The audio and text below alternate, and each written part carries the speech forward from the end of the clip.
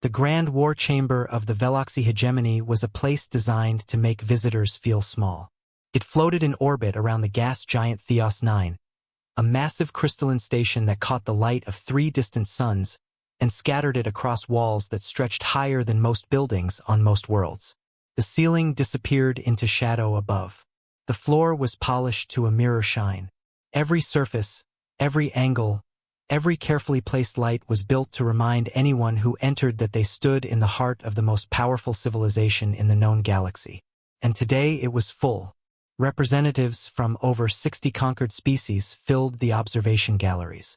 Military commanders from a dozen Veloxy battle fleets occupied the central ring of seats, their iridescent scales catching the light as they shifted and murmured among themselves. Advisors, strategists, weapons engineers, and political officers crowded the upper tiers. The air hummed with a low buzz of 100 different languages being whispered through translation devices. At the center of it all, raised above everyone else on a platform of black crystal, sat Supreme Arbiter Cakes Voghone. He was impressive even by Veloxy standards.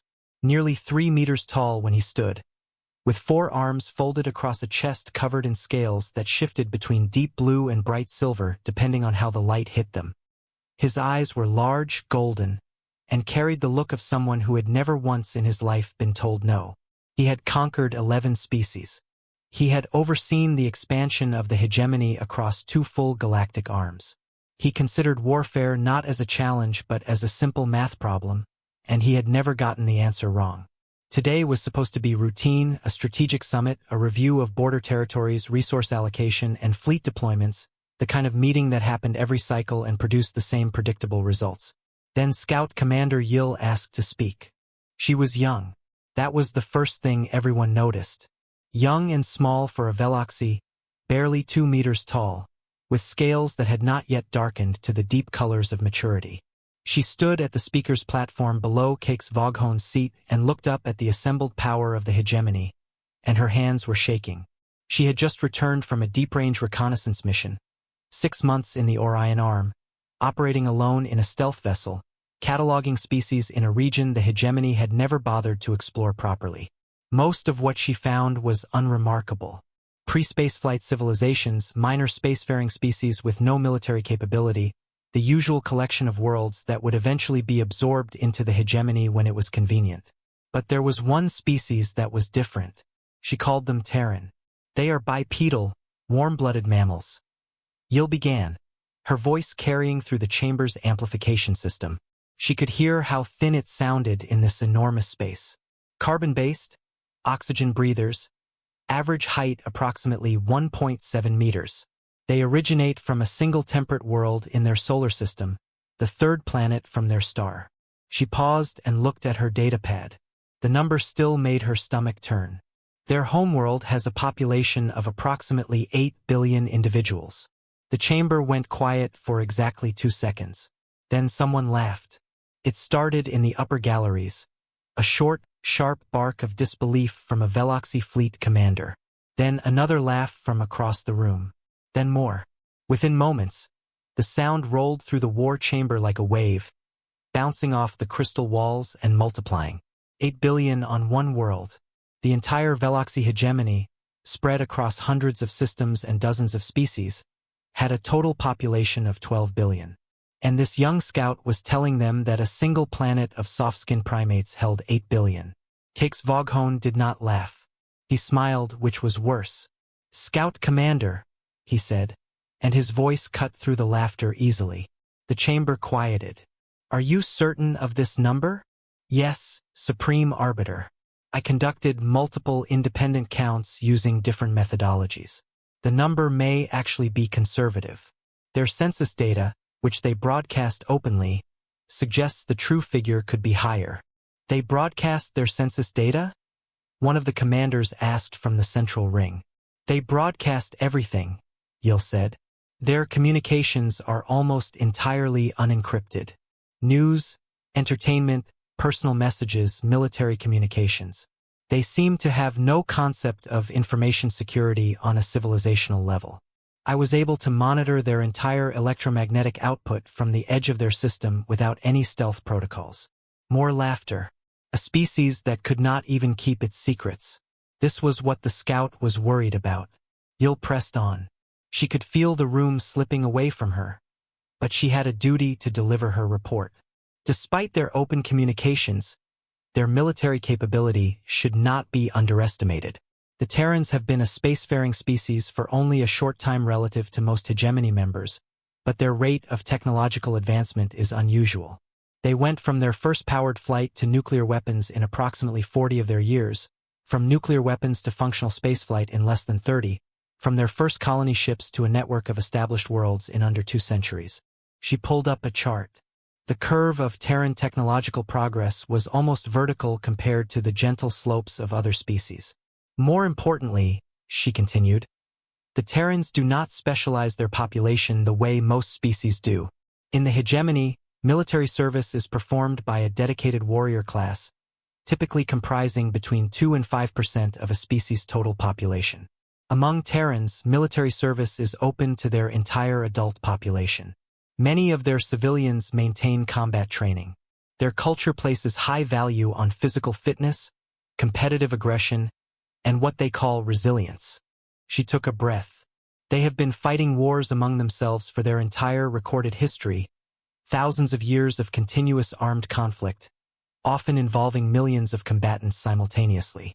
They have developed weapons capable of destroying their own planet, and chose not to use them, not because they lack the will, but because they developed strategic doctrines to manage the threat. They practice war the way other species practice agriculture. It is their single greatest area of expertise. The laughter had stopped now, but not because the room was taking her seriously. It had stopped because the room was growing bored. Yil could see it in the way commanders shifted in their seats, in the way aides glanced at their data pads, in the way Cake's Voghon's smile had become fixed and patient, like someone waiting for a child to finish speaking. She tried one more time. Supreme Arbiter, I am formally recommending that the Terran species be classified as an existential consideration. I recommend that all hegemony operations maintain a minimum buffer of 50 light-years from known Terran territory. I recommend that no contact, hostile or otherwise, be initiated until a full strategic assessment can be completed by a dedicated analysis team. She lowered her data pad. I believe that a military confrontation with this species would be catastrophic for the hegemony. The silence that followed was the worst kind. Not the silence of consideration, but the silence of pity, the kind of silence that fills a room when everyone present is embarrassed on someone's behalf. Cake's Voghon leaned forward in his seat. Scout Commander Yil, he said, and his tone was gentle in the way that a blade is gentle before it cuts. I appreciate your thoroughness. Truly, deep-range reconnaissance is difficult and lonely work, and the hegemony values the dedication of its scouts. He paused. However, you are young, and you have, I think, made the mistake that many young officers make when they encounter their first unknown species. You have confused quantity with quality. He stood, all 4 arms unfolding, and gestured broadly at the assembled chamber. The hegemony has faced large populations before. The Grek had 6 billion on their homeworld when we arrived. They had nuclear capability. They had a warrior culture. They lasted 6 rotations. The Venin had 4 billion in orbital defense platforms. They lasted 8. Numbers, Scout Commander, are meaningless without the technology, the strategy, and the will to use them effectively. He looked down at her. 8 billion soft-bodied primates on a single temperate world, broadcasting their secrets to anyone who listens, fighting among themselves like animals in a pit. This is not a threat. This is a species that has not yet learned to be quiet in a dangerous universe. The laughter came back, louder this time, more confident. Commanders slapped their hands on the arms of their seats. Someone in the gallery made a crude joke about Deathworld primates that got a roar of approval. Yil stood at the speaker platform and felt something cold settle in her chest. Not embarrassment, something deeper than that, something that felt like standing at the edge of a cliff and watching someone walk toward it with their eyes closed. Supreme Arbiter, she said quietly. With respect, the Grek did not have faster-than-light travel. The Venin did not have artificial intelligence. The Terrans have both, and they have had them long enough to build things with them that I could not fully catalog in 6 months of observation. I saw shipyards in their system that were producing vessels at a rate that exceeded our most productive facilities by a factor of. That will be sufficient, Scout Commander. Cake's Voghone's voice had lost its gentleness. You have delivered your report. It has been heard and noted. You are dismissed. The word dismissed landed like a door slamming shut. Yil stiffened. She looked around the chamber one last time, searching for a single face that showed doubt, concern, anything other than amusement or indifference. She found one. In the far corner of the central ring, partially hidden behind a column of dark crystal, sat Dranok. He was a Torvon, one of the few non-Veloxi permitted at the war table, kept around because his species had a talent for pattern recognition that even the Veloxi grudgingly respected. He was old by any species standards. His gray-green skin was scarred from campaigns that predated most of the officers in the room. His 3 eyes watched Yil with an expression she could not quite read. He was not laughing. Yil gathered her datapad and left the speaker's platform. The chamber buzzed behind her as the summit moved on to resource allocation reports and border patrol schedules. Her report was already forgotten. A footnote. A joke that would be retold in officers' clubs for cycles to come. The young scout who came back from the Orion Arm scared of monkeys. She was halfway down the corridor outside the chamber when she heard footsteps behind her. Heavy, uneven footsteps. Torvon footsteps. She stopped but did not turn around. Scout Commander. Dranok's voice was like gravel being poured into a metal container as he moved to stand beside her. He was shorter than her but twice as wide, built like something designed to survive impacts. You did well in there, he said. I was laughed at and reprimanded. Yes, those two things are not mutually exclusive with doing well. You delivered an accurate report to people who did not want to hear it. That is the definition of doing your job. Yil finally looked at him. His 3 eyes studied her with an intensity that was almost uncomfortable. You believe me? She asked. I believe your data. Data does not care whether anyone laughs at it. He paused. I have a question. Your report was thorough, but there was one thing you did not describe in detail. What? Their ships. You talked about production rates and fleet numbers. You did not talk about the ships themselves. What do they look like? Yil was quiet for a long moment. She had not included detailed ship descriptions in her report because she had not known how to describe what she had seen in terms that would make sense to the war chamber. The hegemony built beautiful warships, elegant curves, flowing lines, gleaming hulls that reflected the light of whatever star they orbited.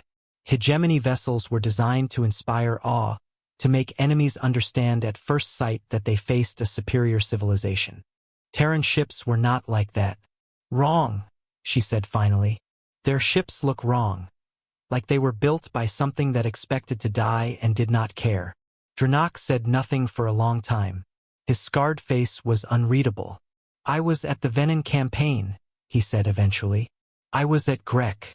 I have fought 7 species for the hegemony, and I have won every time. And I have never once heard a scout describe an enemy's ships the way you just described theirs. He put one heavy hand on her shoulder. Keep your data, Scout Commander.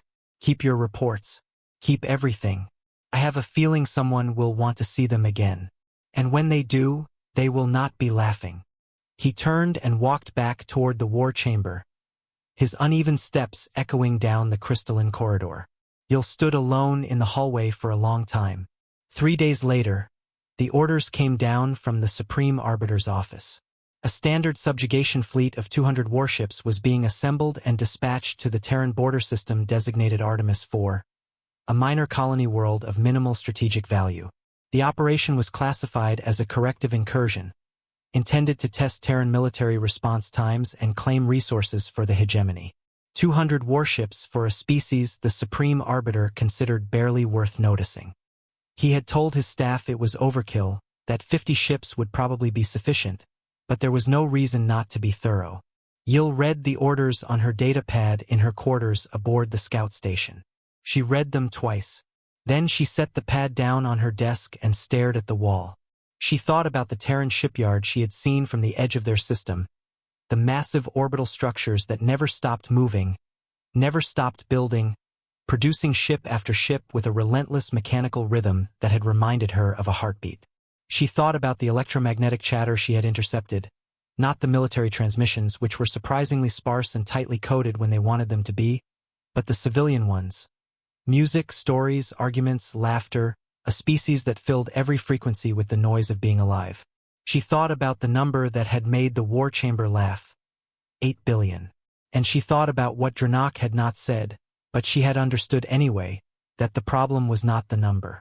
The problem was what you got when you took 8 billion members of a species that had spent its entire existence learning how to fight and gave them a reason to stop fighting each other and start fighting something else. Somewhere in the Orion Arm, on a dusty, half-finished world called Artemis 4, about 2 million humans went about their daily lives. They farmed, they built, they raised children, they watched their sky and wondered what was out there. They were about to find out. And so was the hegemony. Artemis 4 was not a beautiful world. Not yet. It was the kind of planet that needed another 100 years of work before anyone would put it on a postcard. The air was thin and dry. The soil was rust-colored and stubborn. The oceans were shallow and tasted of iron. 2 million humans lived there, spread across a handful of settlements connected by dirt roads and rail lines that cut through flat, empty plains stretching to every horizon. The largest settlement was called New Thessaly. It had a population of about 400,000, which made it the closest thing to a city on a world that was still more construction site than civilization. It had a spaceport, a university, a hospital, 3 bars, and a municipal building where the colonial governor held meetings that nobody wanted to attend. The buildings were low and square and built from local stone because importing materials from Seoul was expensive and the colonists were practical people.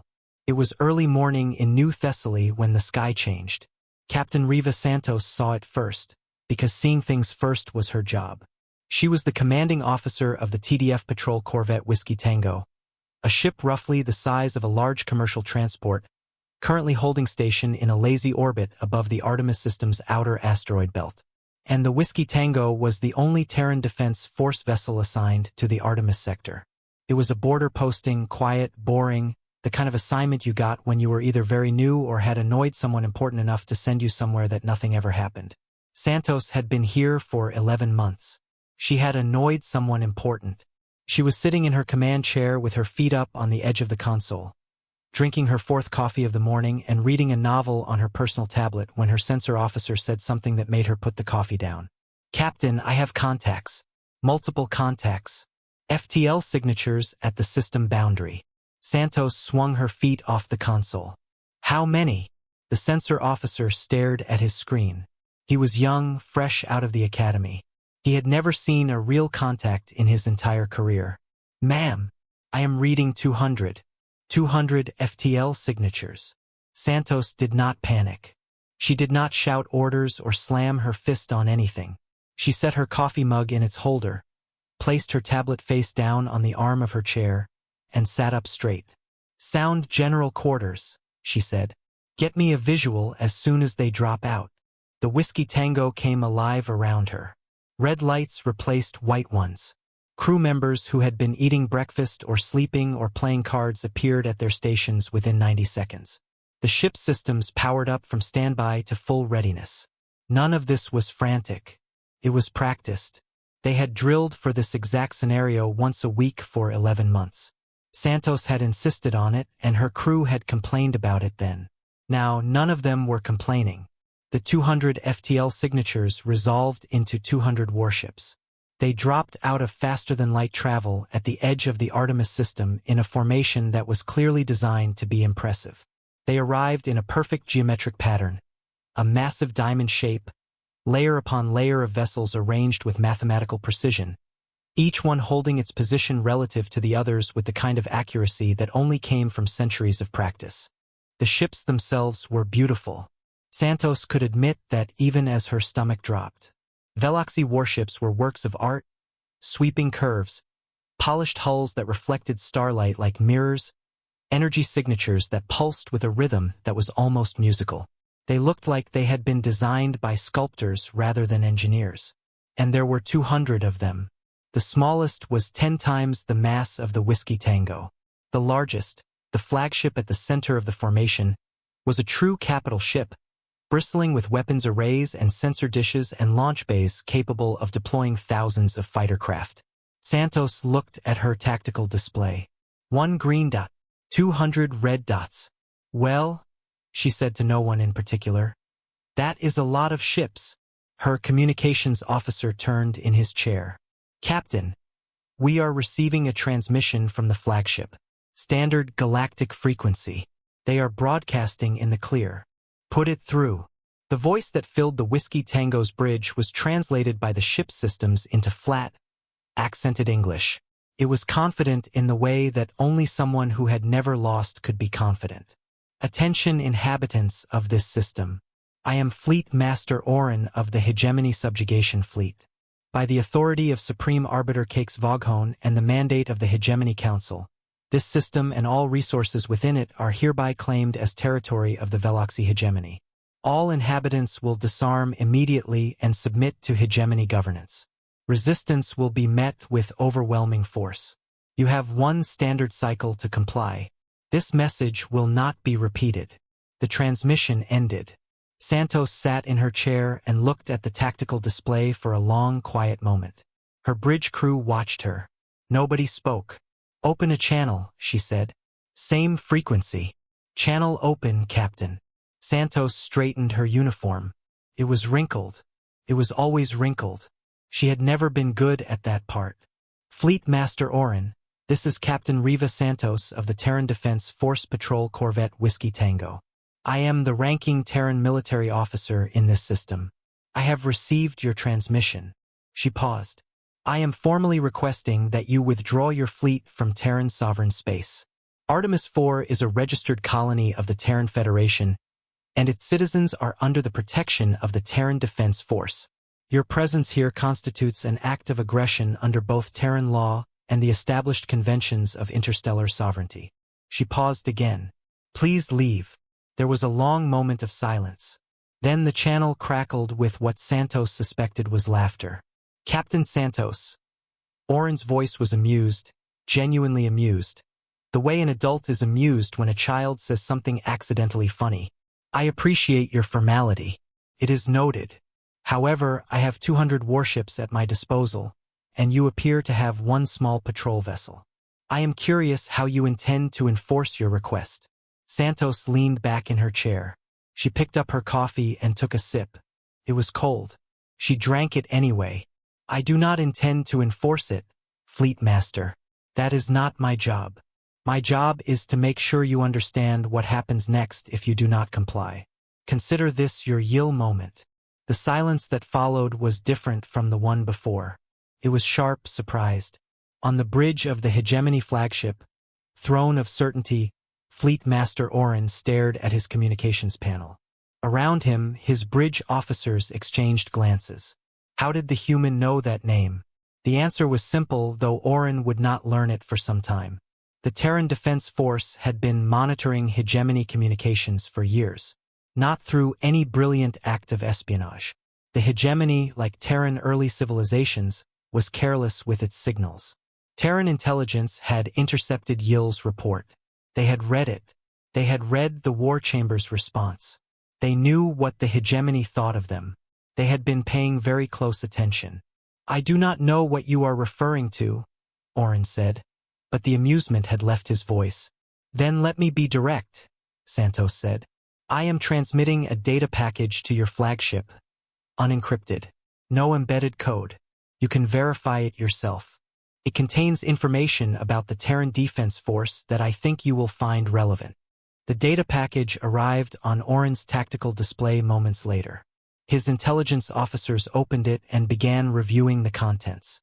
What they found made several of them sit down. Force projection capabilities of the Terran Defense Force. Total fleet strength, ship classifications, crew complements, industrial output of the Sol System's orbital shipyards, population mobilization protocols, reserve force numbers. The numbers were large. Not large the way a hegemony fleet was large.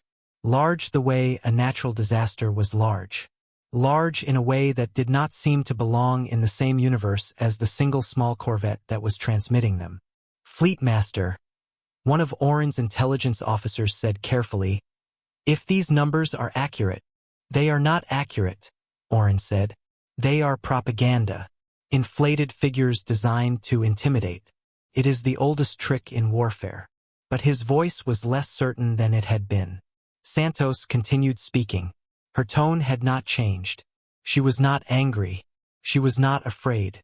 She sounded like a teacher explaining something to a student who was about to make a mistake. "Fleet Master, the Terran Defense Force maintains a standing fleet of over 15,000 warships. That number does not include reserve vessels, system defense platforms, or allied fleet contributions. In the event of a threat to a Terran colony, the Defense Force is authorized to execute what we call a case iron response.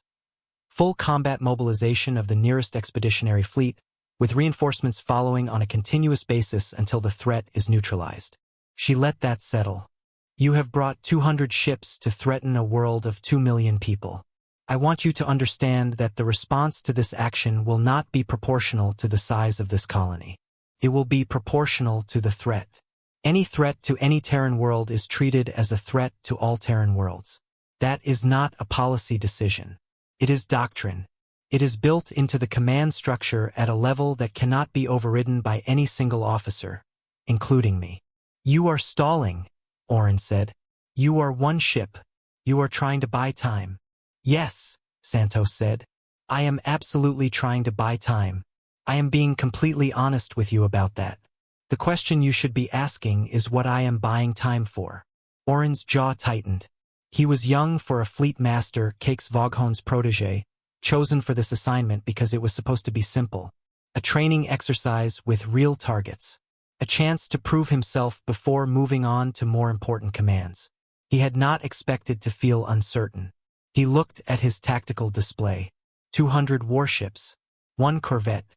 The math was simple. The math was always simple. "All ships advance," he ordered. "Standard approach formation. Begin landing preparations for ground forces." On the bridge of the Whiskey Tango, Santos watched the red dots begin to move. She nodded slowly. She had expected this. She had hoped for a different outcome, the way you hope the weather will be nice even though you have already packed an umbrella. But she had expected this. "Communications," she said. "Coded FTL burst. Priority 1. Following message." She took a breath. "Whiskey Tango to Forge Actual. Artemis 4.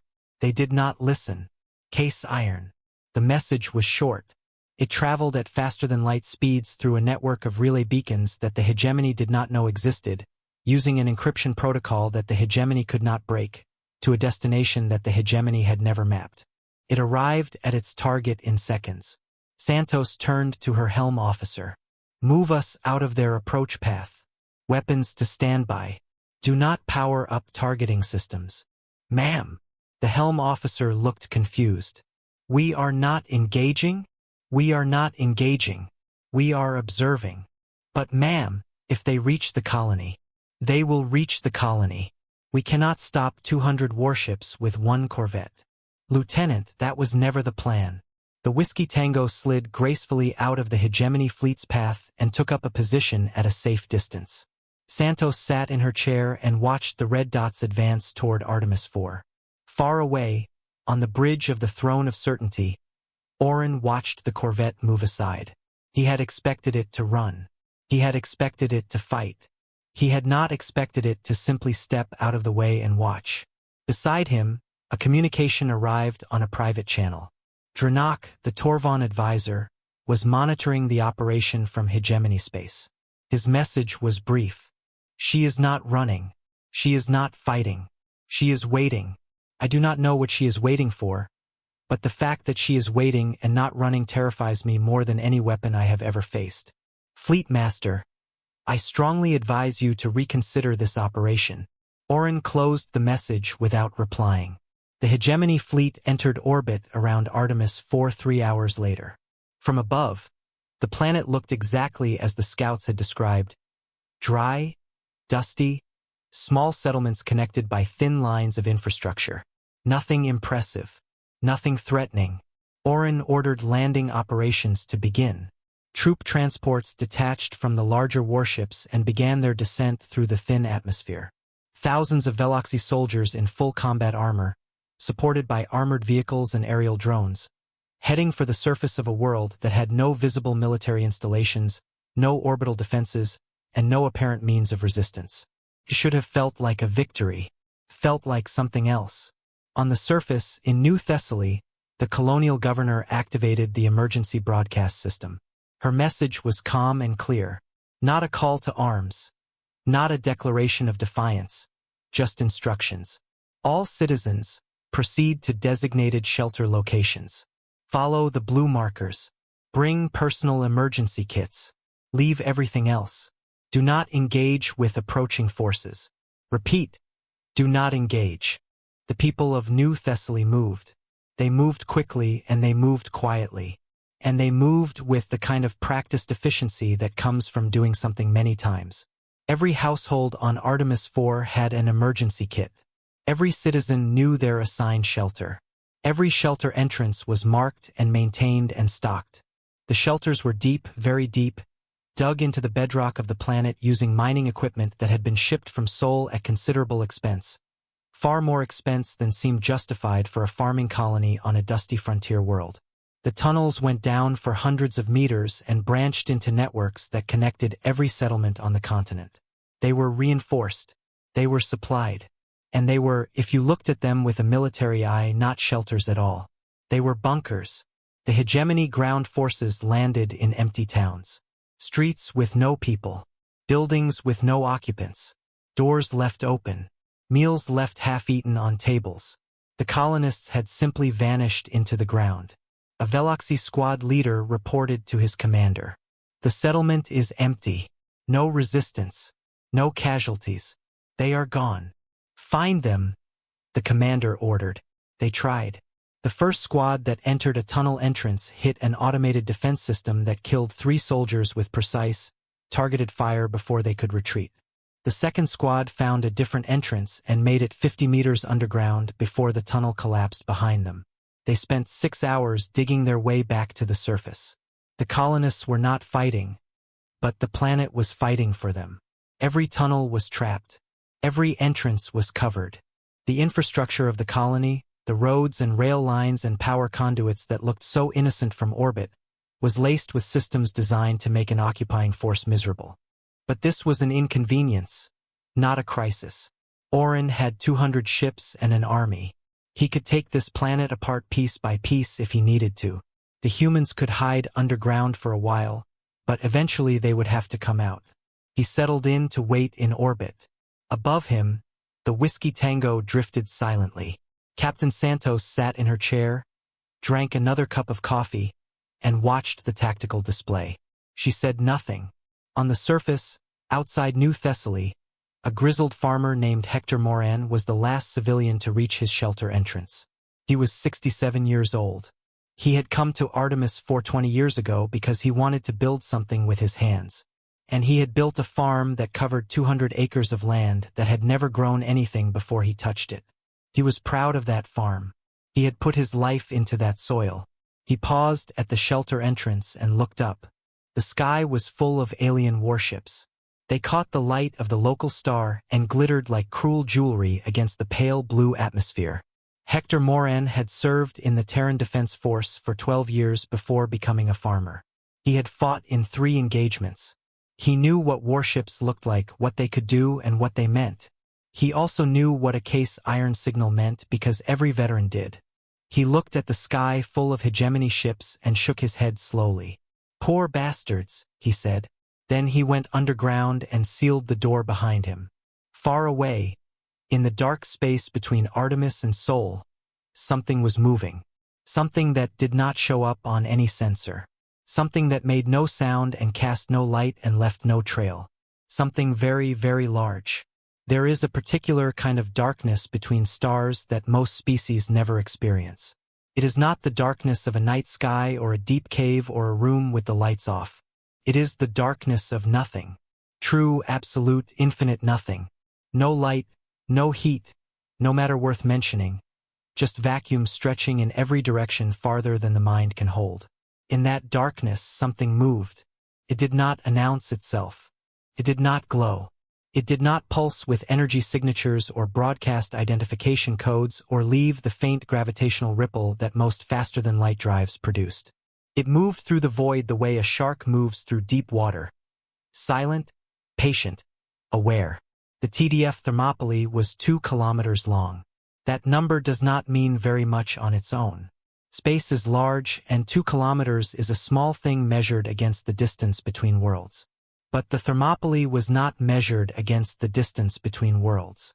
It was measured against other warships. And against other warships it was enormous.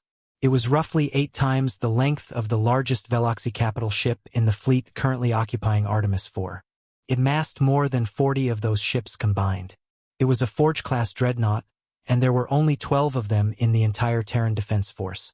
Not because the Terrans could not build more, but because 12 was enough. The Thermopylae did not look like a Veloxy warship. Veloxy warships were elegant. They curved and swept and gleamed. They were designed to be seen and admired. The Thermopylae was designed to do a job. It was angular. Flat planes of armor met at hard edges. There were no curves, no flowing lines, no aesthetic concessions of any kind. The hull was a dark matte gray that absorbed light rather than reflecting it. The surface was studded with weapons emplacements, sensor arrays, and launch bays, all of them recessed into the armor rather than mounted on top of it. Everything that could be protected was protected. Everything that could be hidden was hidden. The ship looked like it had been carved from a single block of metal by someone who hated anything that was not functional. Scout Commander Yill had described Terran ships as looking like they were built by something that expected to die and did not care. She was half right. The Thermopylae was built by something that expected to be hit by everything the universe could throw at it and intended to keep fighting anyway. On the bridge of the Thermopylae, Admiral June C.O. Park sat in his command chair and read the latest tactical update from Captain Santos. Park was 61 years old. His hair was silver, his face was lined, his hands were steady. He had been a flag officer in the Terran Defense Force for 19 years and had commanded the 7th Expeditionary Fleet for the last 7. In that time, the 7th had never been deployed in a full combat operation. It had conducted patrols, exercises, humanitarian missions, and enough readiness drills to fill a lifetime. It had trained and prepared and waited. Park had spent those 7 years hoping he would never have to use his fleet for its intended purpose. He was a thoughtful man. He read poetry. He played the cello badly. He had a daughter who taught biology on Mars and a son who built furniture on Earth. He did not love war, but he was very, very good at it. The case iron signal from the Whiskey Tango had reached Terran Command through the relay network in seconds. It had been verified, authenticated, and escalated in under a minute. The 7th Expeditionary Fleet had received its activation order within 15 minutes of Santos sending her message. There was no debate, no committee meeting, no political discussion. Case iron was not a request. It was a trigger, a predetermined response built into the deepest level of Terran military doctrine. When a Terran colony was threatened, the nearest expeditionary fleet moved automatically, immediately, the way your hand moves away from a hot surface before your brain has finished processing the pain. The 7th Fleet had made the jump to Artemis in under 6 hours. Not because it was close. The 7th had been stationed at Kepler Station, nearly 40 light-years from Artemis. It made the journey in under 6 hours because Terran FTL drives were faster than anyone in the hegemony knew.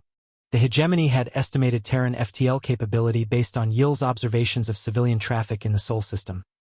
Cargo ships, colony transports, passenger liners, slow, purposeful vessels that traveled between systems at speeds the hegemony considered adequate.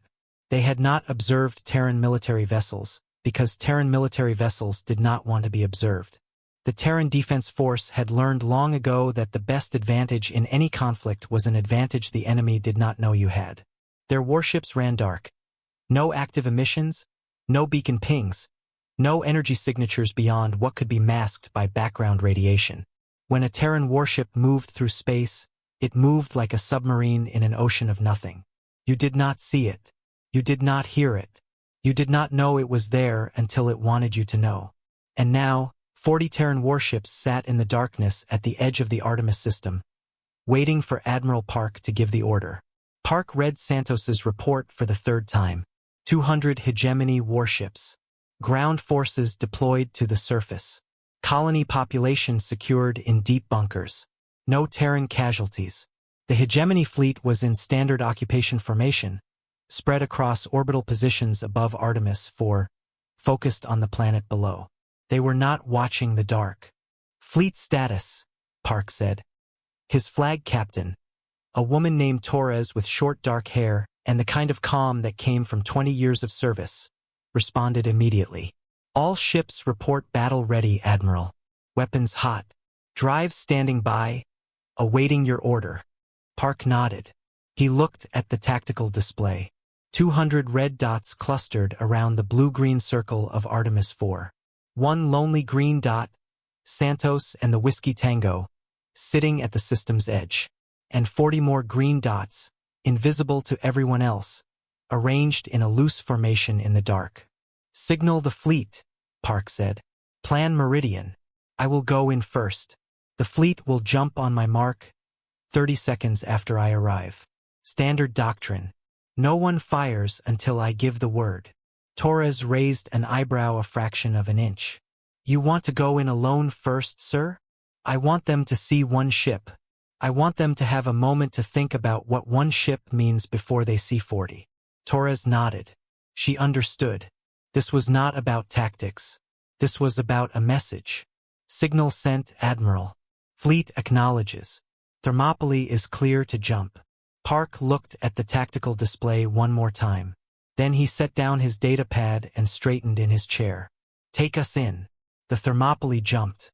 It dropped out of FTL at the edge of the Artemis system, roughly 2 million kilometers from the hegemony fleet's outermost picket ships. It did not try to be subtle about its arrival. The moment it appeared in normal space, it activated a single sensor pulse. One massive burst of active scanning energy that swept across the entire system like a searchlight being turned on in a dark room. The pulse hit every hegemony ship simultaneously. Every sensor screen on every vessel in Oren's fleet suddenly displayed a new contact. On the bridge of the Throne of Certainty, the reaction was immediate. Contact, the sensor officer shouted. Single contact, bearing 271 mark positive 15. Range 2 million kilometers. It just appeared. No FTL wake detected. No approach trajectory. It was simply not there, and then it was. Oren turned from the surface operation reports he had been reviewing. Classification. The sensor officer stared at his display. He ran the scan again. He checked his calibrations. He looked at the numbers, and the numbers did not change, and he felt something cold slide down his spine. Fleet Master. The contact is, I am having difficulty classifying it. Its mass reading exceeds any warship in our registry. It is reading as approximately 2 kilometers in length. 2 kilometers? Oren repeated. Yes, Fleet Master. The power output is... The sensor officer paused. Fleet Master, its power output is registering as a stellar anomaly. Our sensors are interpreting it as a small star. I believe this is an error in our classification algorithms. They are not designed to process a warship of this magnitude. Oren stared at the tactical display. A single red dot sat at the edge of the system. It was the largest contact his fleet had ever registered. Armor composition? He asked. Unknown, Fleet Master. The material does not match any known alloy in our database. It is reflecting our scans in ways I cannot interpret. I have never seen readings like this. The bridge was very quiet. Then the communication channel opened. The voice that came through was human, male. Calm in the way that deep water is calm, with something vast and heavy underneath the surface. This is Admiral June C.O. Park of the Terran Defense Force 7th Expeditionary Fleet, aboard the dreadnought Thermopylae. I am addressing the commanding officer of the Veloxy Hegemony Fleet currently in orbit around Artemis IV. Park paused. When he spoke again, his voice carried the same quiet steadiness. You are occupying a Terran world. You were warned. You were given the opportunity to leave. That opportunity has now expired. Another pause. You have 30 seconds to begin withdrawal procedures before I am joined by the rest of my fleet. I strongly recommend you use that time wisely. The channel closed. 30 seconds. Oren stood on his bridge and felt the weight of those 30 seconds like a physical thing pressing down on his chest. He looked at the tactical display. One contact. One enormous, impossible contact sitting at the edge of his system like a predator watching from the treeline. He thought about Cake's Voghone. He thought about what the Supreme Arbiter would say if he withdrew from a system because one ship, however large, told him to. He thought about his career, his reputation, his future. He made his decision. All ships to battle formation, he ordered. Bring weapons online. Target that vessel. 23 seconds later, the Thermopylae fired. The Spinal Mount kinetic accelerator was the primary weapon of every Forge-class dreadnought. It ran the entire length of the ship, from the reactor assembly at the stern to the launch aperture at the bow. It accelerated a tungsten alloy projectile to a measurable fraction of the speed of light. The projectile had no warhead. It did not need one. At the velocities involved, the kinetic energy alone was sufficient to do things that most species would consider impossible. The round crossed 2 million kilometers of space in a time that no organic brain could meaningfully process. It struck the hegemony cruiser Radiant Conviction amidships. The Radiant Conviction was a frontline warship 300 m long, fully shielded and armored. It had served the hegemony for decades and had survived engagements against 4 different species. The tungsten slug passed through its shields as if they were not there. Passed through the forward armor. It passed through the bridge, the reactor, the crew quarters, the engineering section, and the aft armor. It exited the other side of the ship and continued onward, striking the cruiser directly behind the Radiant Conviction and passing through that ship as well, then hitting a third ship behind it. 3 warships, 1 round, elapsed time from trigger pull to final impact. Less than 1 second. The Radiant Conviction did not explode. There was not enough of it left to explode. Along the axis of the projectile's path, the ship simply ceased to exist. What remained were 2 halves of a warship drifting apart in the vacuum, venting atmosphere, debris, and bodies. The other 2 ships were in similar condition. No one in the hegemony fleet had ever seen anything like it. Their weapons were energy-based: plasma, particle beams, focused radiation. They understood those weapons. They could calculate their effects, predict their damage, defend against them. A solid projectile moving at relativistic speeds was something they had theorized about but never encountered. It was considered impractical, too expensive, too difficult to aim, too primitive. It was not primitive. The hegemony fleet had 30 seconds to process what had happened. Some ships began evasive maneuvers. Some charged their weapons and returned fire, sending beams of plasma arcing across the void toward the Thermopylae. The beams hit the dreadnought's armor and splashed across it like water hitting stone. They left scorch marks. They did not penetrate. Then the 30 seconds were up, and the rest of the 7th Fleet arrived. 40 warships dropped out of FTL in a pattern that surrounded the hegemony fleet on all sides. They did not arrive in formation. They arrived in a spread. Each ship appeared at a different position, at a different angle, covering a different vector. There was no geometric elegance, no neat lines, no diamond patterns. They appeared like wolves materializing from fog, each one already in position, already moving, already targeting destroyers, cruisers, frigates, carrier groups. At the center of them all was the Thermopylae, vast, dark, and patient. On the bridge of the Throne of Certainty, Fleet Master Oren watched his tactical display fill with green dots, 40 of them surrounding his 200 ships in a net of metal and weapons.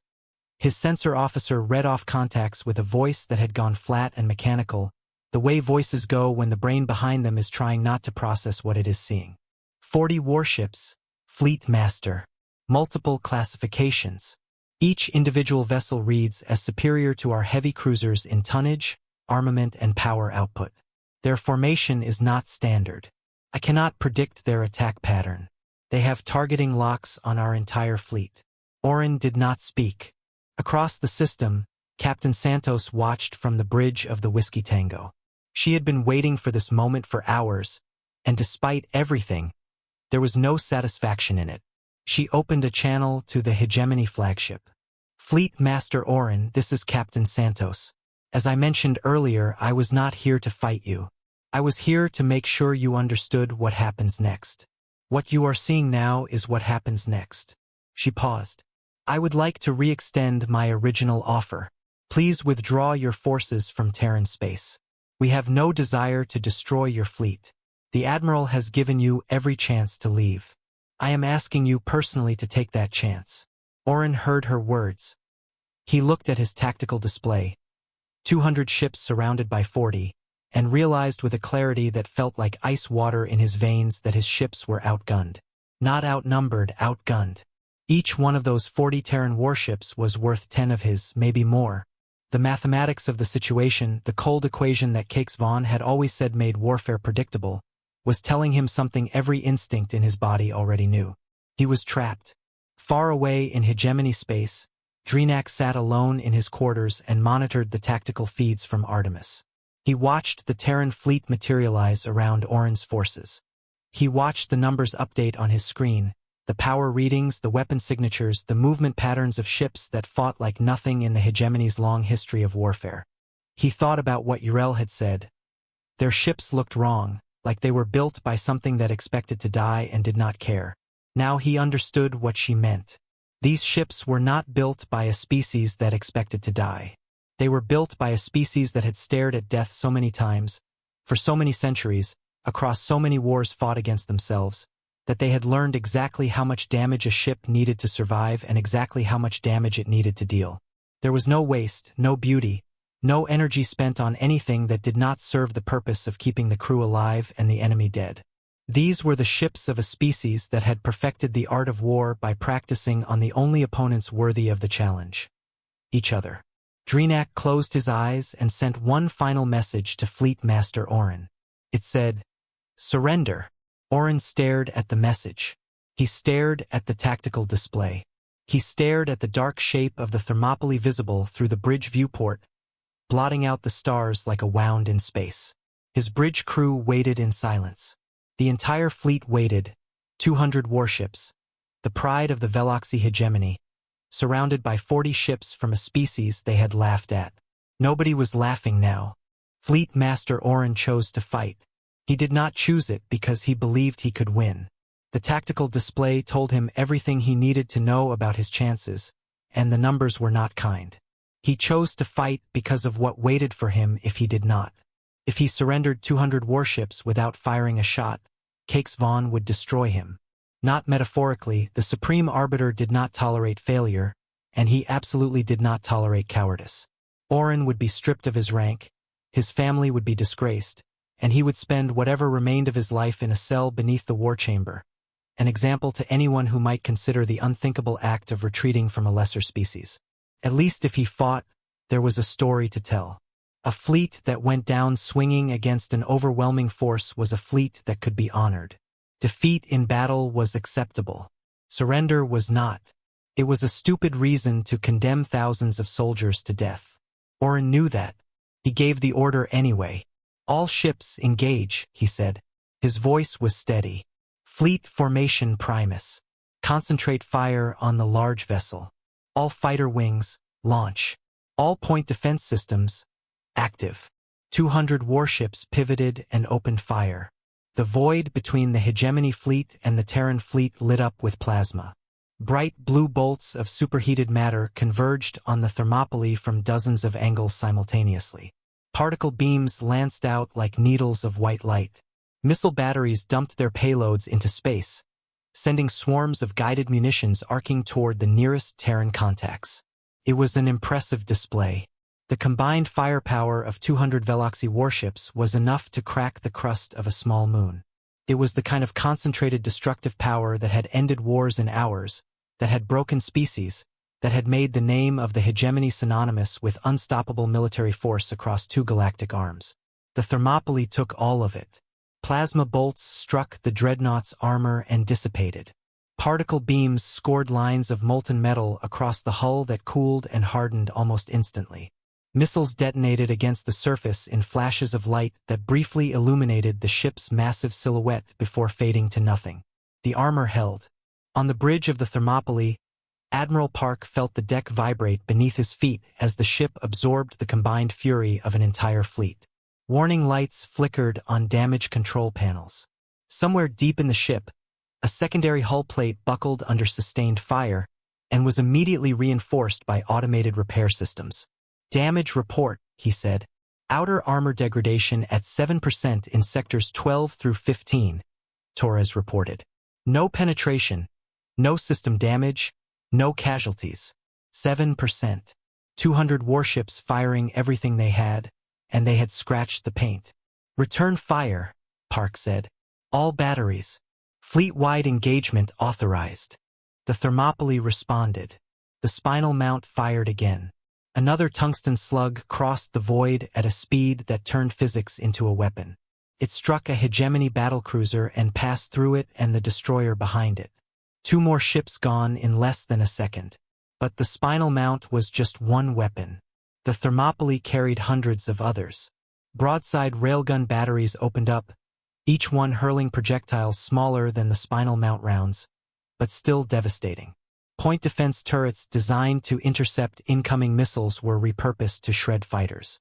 Missile tubes launched salvos of autonomous munitions that selected their own targets, adjusted their own trajectories, and struck with precision that was almost surgical. Then the rest of the 7th Fleet opened fire. The 40 Terran warships had been waiting in position, weapons locked, drives ready. When Park gave the order, they attacked from every direction at once.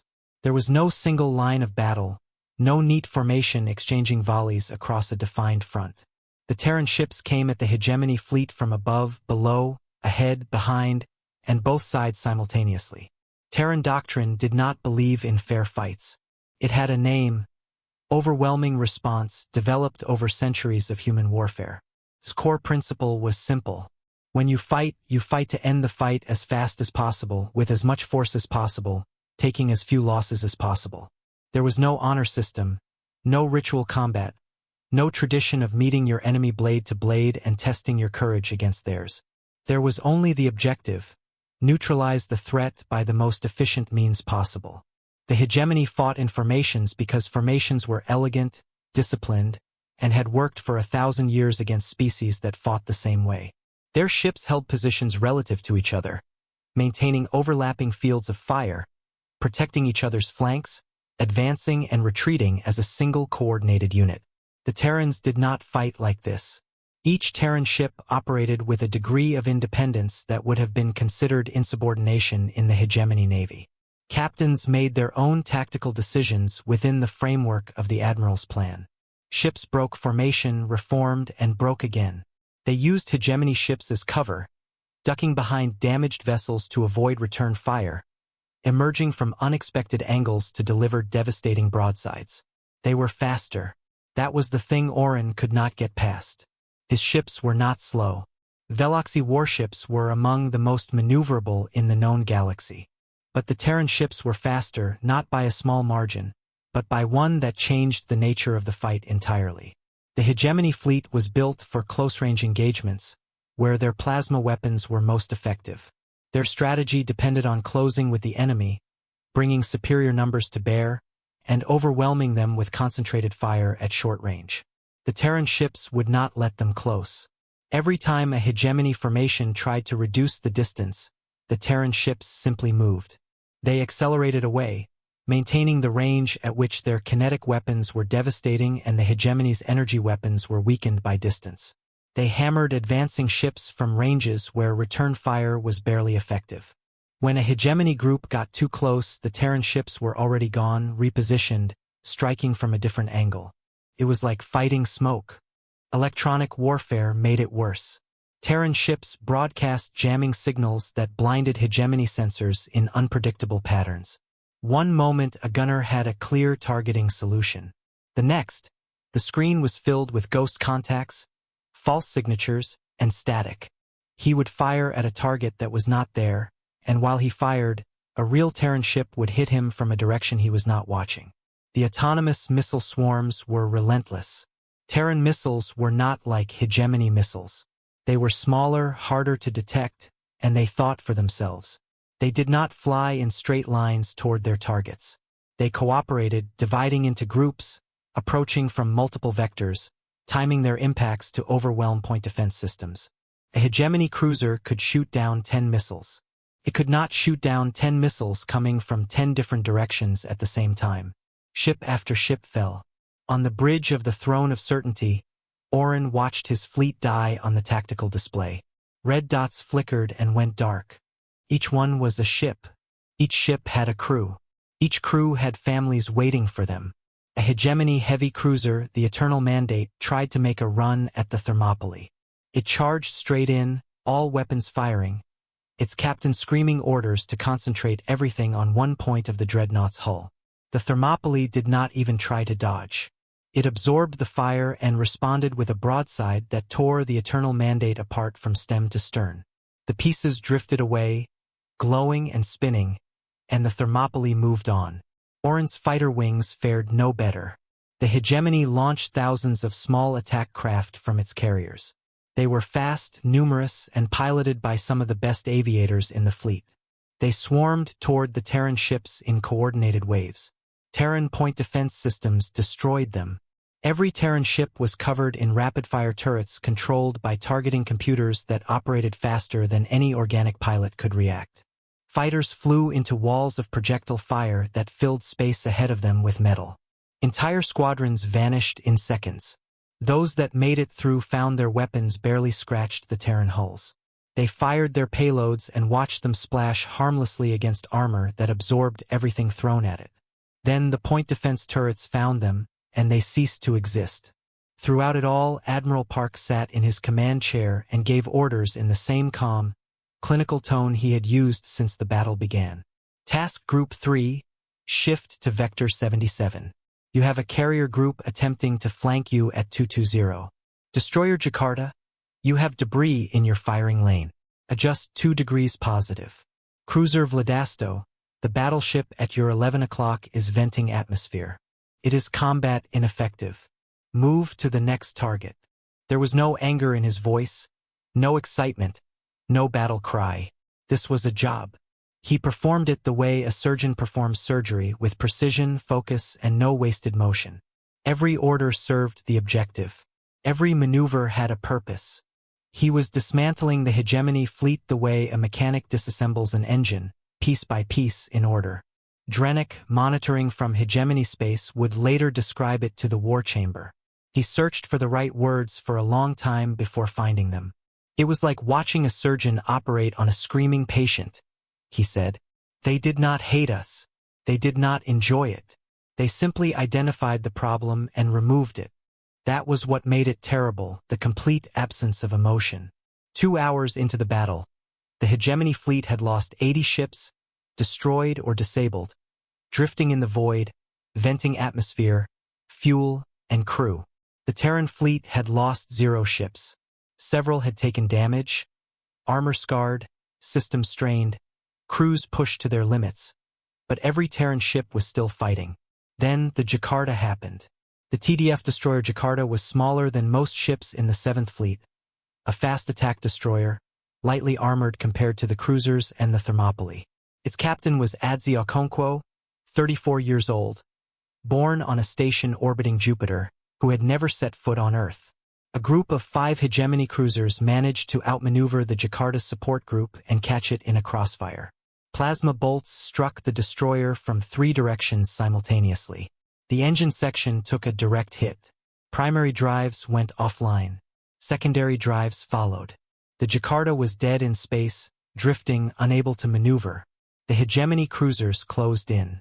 This was what they were good at, close-range concentrated fire on a wounded enemy that could not run. Captain Okonkwo assessed the damage. Her engines were gone.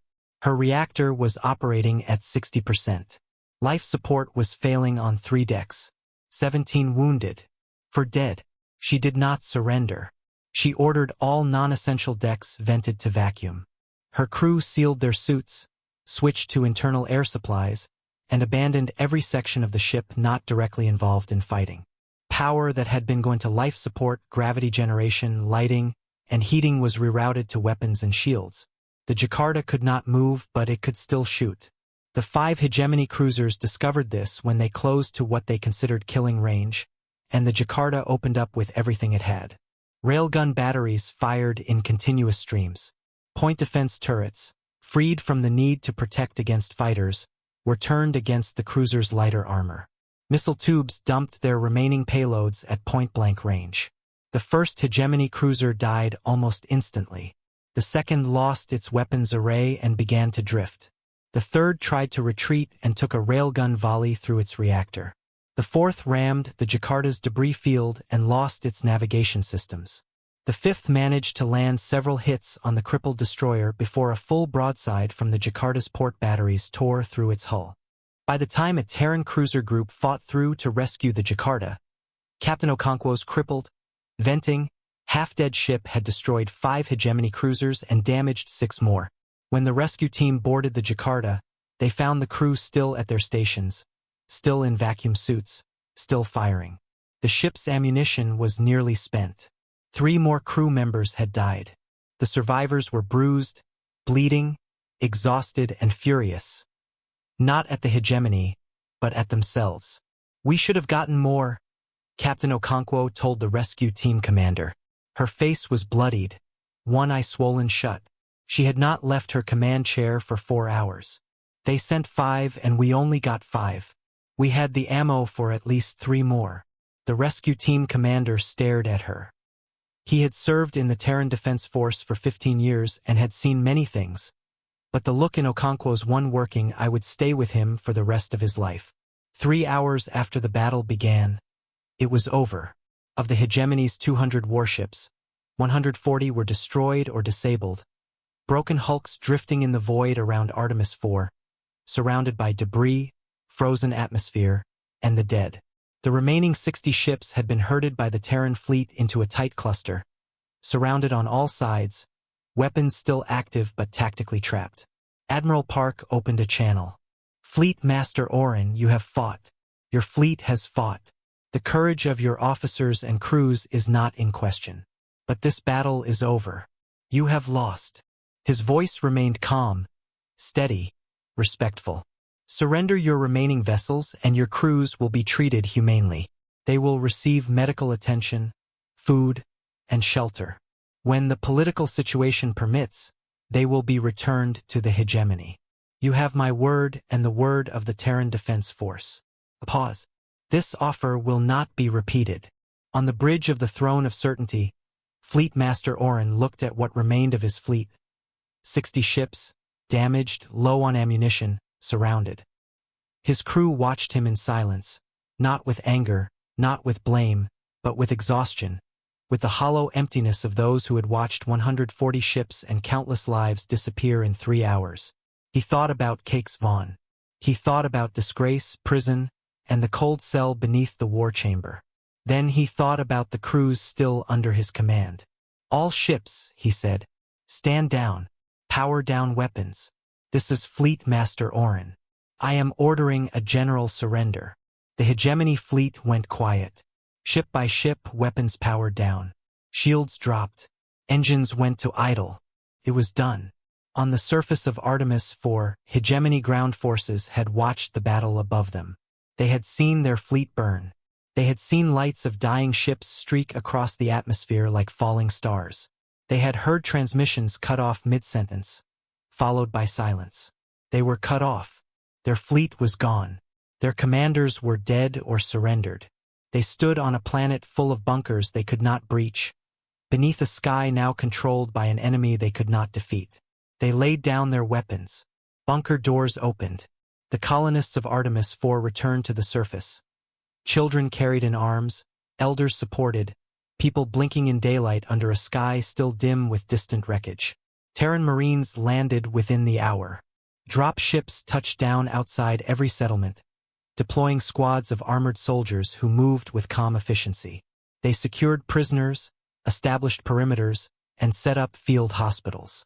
There were no reprisals, no revenge, no cruelty. Hegemony soldiers were disarmed, given water, and treated.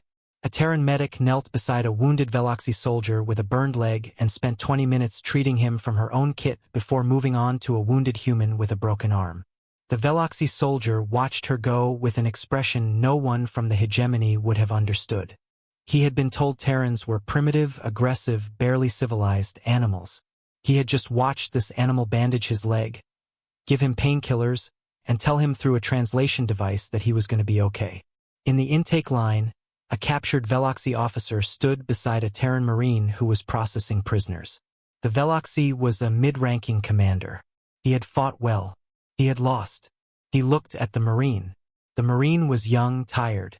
His armor was dusty and scratched. He looked like someone who had been doing hard work for a very long time and wanted to go home. "Why?" the Veloxy officer asked. The Marine looked up. "Why did your admiral not destroy us all? He could have. The 60 ships that surrendered, he could have destroyed every one of them. We were helpless. Why did he stop?" The Marine looked at him for a long moment. Then he shrugged. "Yeah," he said. "He could have. That is the point." The Veloxy officer did not understand. He would think about those words for a very long time before he did. Above Artemis IV, the wreckage of 140 warships drifted in silence. The surviving 60 sat powered down, surrounded by Terran escorts. The thermopile hung in high orbit, dark and massive and still, watching over all of it like a monument to a lesson that had been learned in the hardest possible way. On the bridge of the Whiskey Tango, Captain Santos sat in her chair and drank a cup of coffee that had gone cold hours ago. She looked at the tactical display. Green dots everywhere. The blue planet below. The red dots were gone. She was very tired. She closed her eyes and let out a long, slow breath. "Okay," she said to no one in particular. "Now comes the hard part." The Grand War Chamber of the Hegemony was the same room it had always been. Crystalline walls, polished floor, a ceiling that vanished into shadow above, and the platform of black crystal where the Supreme Arbiter sat above everyone else. But it did not feel the same. The last time this chamber had been full, the air had hummed with confidence. Commanders had laughed. Aides had whispered casually.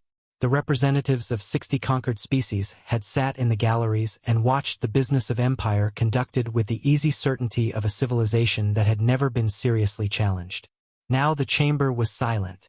The same commanders sat in the same seats. The same aides stood in the same positions. The same galleries were full of the same representatives. But the laughter was gone. The whispers were gone. The confidence was gone. What remained was the heavy silence of a room where everyone knew something terrible had happened, and no one knew what to do about it.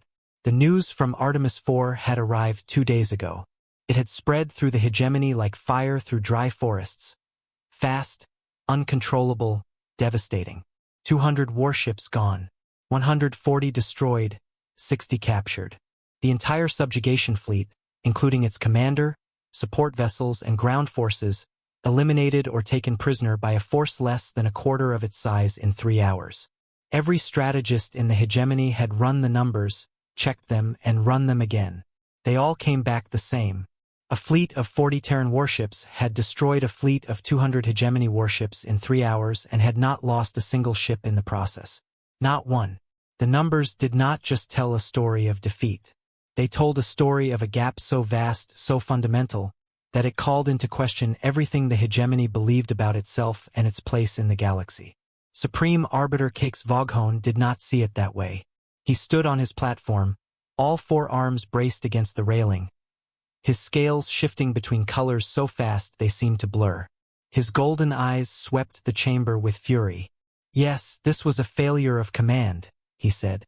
His voice filled the chamber. Fleet Master Orin was given a simple assignment. He failed. His failure is not an indication of Terran strength. It is an indication of his weakness. He paced on his platform. "The Terrans caught us off guard. They used surprise and unfamiliar weapons. This will not happen again. I am ordering a full mobilization. 2,000 warships, every available fleet. We will return to Terran space with a force so overwhelming that no amount of tricks or primitive kinetic weapons can save them." He turned to face the chamber directly. "The hegemony does not lose. The hegemony has never lost. What happened at Artemis was not a loss. It was a lesson in the consequences of sending a child to do a warrior's work. I will not make that mistake again. The chamber was quiet. Not the quiet of agreement, but the quiet of fear. Then a voice spoke from the back of the central ring. A rough, gravelly voice like rocks being broken. You are wrong. Every head turned. Danox stood. He had not been invited to speak. He had not asked permission. He simply stood from his seat in the corner of the central ring and spoke. He was old, scarred. Torvin, not Veloxy. His presence was a courtesy, not a right. He had no authority, no protection, nothing except the fact that he was the oldest surviving combat veteran in the room. You are wrong, he said again louder. And if you send 2,000 ships to Terran space, you will lose 2,000 ships. The silence that followed was the kind that comes before violence. Cakes Voghone stared down at Danox. You forget your place, advisor. My place is to advise, Danox replied. I am advising. Whether you listen is your choice. But I will not stand in this chamber and watch this civilization destroy itself because its leader is too proud to look at the numbers. Danox walked forward slowly, joints aching, but with steady purpose. He reached the speaker's platform, activated the display system, and began pulling up data. This is Scout Commander Yill's original report, he said. The one this chamber laughed at. I want everyone to look at it again. The numbers appeared on the display. Population, industrial capacity, technological progression rates, fleet estimates, all the data Yill had presented, all of it dismissed as impossible or exaggerated. These numbers were accurate, Dreenak said. Every one of them. Yill's intelligence was correct. Her analysis was correct. Her recommendation was correct. This chamber chose to ignore her because her conclusions were uncomfortable, and because it is easier to laugh at a young officer than to confront the possibility that the universe contains something stronger than us. He pulled up new data, the battle recordings from Artemis IV. This is what happened when we ignored her. 200 ships. 3 hours. 0 Terran losses. Watch the engagement pattern. Watch how they move. Watch how they coordinate. This is not an army that was lucky. This is not a fleet that caught us off guard. This is a military machine that has been preparing for a fight like this for longer than most of our species has been spacefaring. He let the recording play. The chamber watched in silence as the hegemony fleet was systematically dismantled. The precision of the Terran attacks, the efficiency of their coordination, the cold, methodical way they eliminated one ship after another while taking no losses of their own. Now, Danox said, and his voice was quiet in a way that made it more frightening than shouting. Let me tell you what 2,000 ships will accomplish. He displayed projections, industrial output of Terran shipyards, production timelines, replacement rates, force escalation models. The Terrans sent 40 ships to Artemis. 40. That was one expeditionary fleet. They have at least 20 such fleets. They have 12 dreadnoughts of a class that can absorb the firepower of our entire force without meaningful damage. Their shipyards can produce warships faster than we can crew them.